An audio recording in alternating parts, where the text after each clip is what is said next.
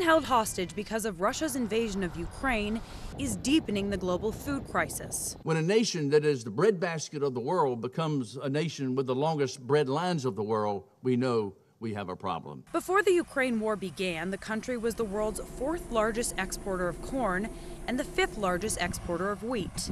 Now those agricultural products cannot get out of Ukraine's ports because of Russia's blockade, leaving dozens of countries desperate. David Beasley, the executive director of the World Food Program, said there are currently at least 323 million people around the world heading towards starvation. Truly, failure to open those ports in Odessa region will be a declaration of war on global food security, and it will result in famine and destabilization and mass migration around the world.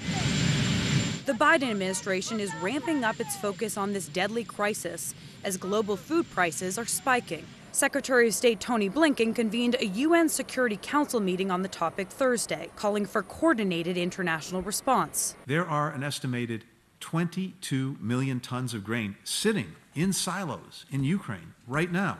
And demanding that Russia open the ports and allow trucks with food to leave the country. The Russian Federation claims falsely that the international community's sanctions are to blame for worsening the global food crisis. Sanctions aren't blocking Black Sea ports, trapping ships filled with food, and destroying Ukrainian roads and railways. Russia is. Footage obtained by CNN from Melitopol, Zaporizhia, allows us to see what President Zelensky's administration is calling food terrorism. Trucks bearing the white Z symbol of the Russian military stealing Ukrainian grain, bringing it to Russian-held Crimea. This is not just a strike at Ukraine. Without our agrarian exports, dozens of countries in various regions of the world have found themselves on the brink of food deficit. Russia is also carrying out strikes specifically targeting agricultural warehouses in the country. We're seeing attacks on everything from fields with craters in them.